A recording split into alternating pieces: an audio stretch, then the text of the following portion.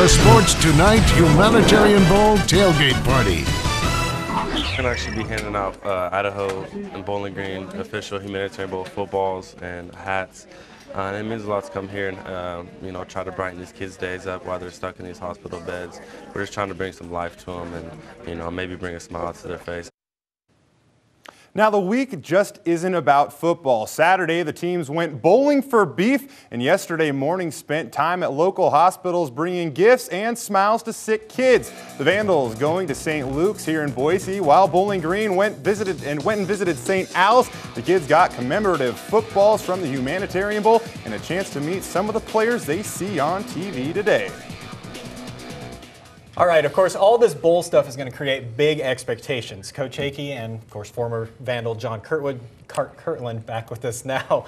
Guys, when you look at this list of graduating seniors, you're still young, but there's a few guys that you're really going to miss when it comes down the line next year. Well, there are some guys. I mean, you're not going to miss an All-American that's an Outland Trophy candidate and Outland Trophy finalist and is going to be an early round draft choice. You're going to miss a guy like that. The fact that we've got 4 seniors on our offensive line, that's what we talked about as one of the things that has helped us this season, and we certainly have got to do.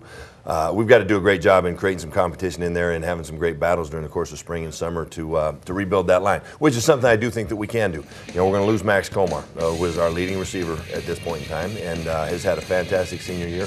But the thing I like there is we've had a number of kids that are making plays for us, catching the football, and those guys are all going to be coming back.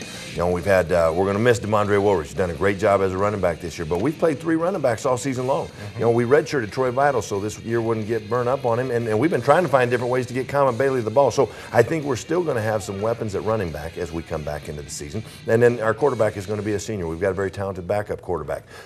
Daniel Hardy comes back at tight end. So I think those things help us, and there's only one starter on defense that we're going to have to replace. John, I know we were talking about during the break, you guys were actually talking about some of the guys that are coming back, and who are you excited about?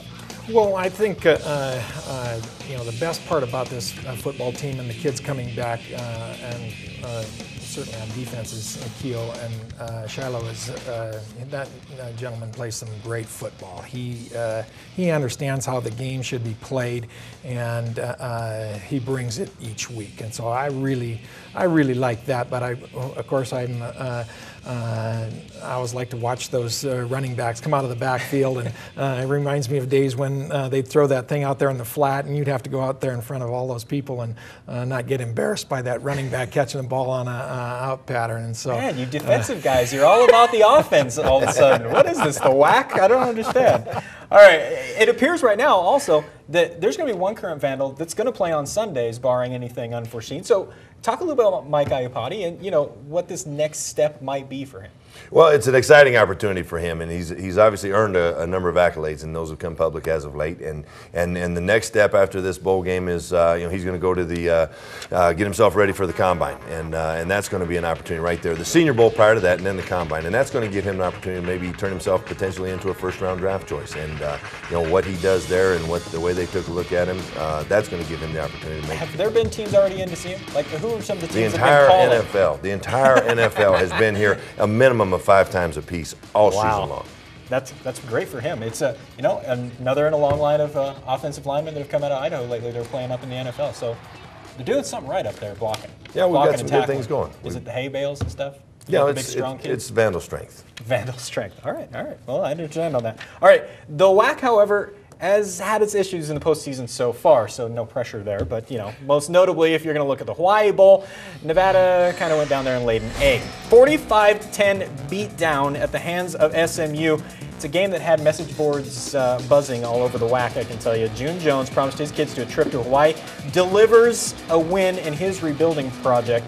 Now, far more competitive, but still a mark in the loss column, was Fresno going into overtime in the New Mexico Bowl against Wyoming. Cowboys getting a 35-28 win, the first of many for the Mountain West Conference so far, and really setting the tone for a tough bowl season so far for the WAC. So guys, let me ask you, is it quality opponents, or is what's going on with the WAC struggling so far in bowl games? Because now it's all up to the Gem State in the last 2 bowl games for anybody in the Western Athletic Conference. Well, that's the way we're looking at it. We've got an opportunity to represent, first and foremost, the University of Idaho and our senior class, and those of us coming back. We need a launching pad into the season, into the off season, because I think we've got a chance to be a very strong team again next year. But it is very important to me that we do represent our conference well, and our players feel the same way. They take great pride in the fact that we're a 3-1 football team outside of our conference as it stands, and we're 2-0 in the Mountain West. We are 1-0 in the MAC right now, and this would be an opportunity, if we can win this game today, to go 2-0 in the MAC, and that's something that we will take a lot of pride in, and we want to play well for us, but also for our conference. What do you think overall the quality of play in the Western Athletic Conference? Is it a good quality football conference? Absolutely, but I think one of the more important things is that this team is coming down to Boise, and we have to live with the Broncos, and the Broncos are good. There's just no doubt about it, but we get tired of hearing about that week in and week out, and so this is an opportunity for this football team to come down again and hopefully play a little better football than what we did the last time we were here, because Boise didn't get to see the real Vandal football team, and this is a great opportunity for our fans as well as our university, because we're going to grow from this, and we're going to get some more money pumped into the system by being in this bowl game. So the coach, he likes to win football games, but it's all the way around. The university is what this is all about, and that's what makes me proud. It's going to be a very interesting crowd coming up at the game today, because I don't know how Bronco fans are going to go on this. I don't know if they're going to go Bowling Green. I don't know if they're going to go for Idaho because it's the in-state team.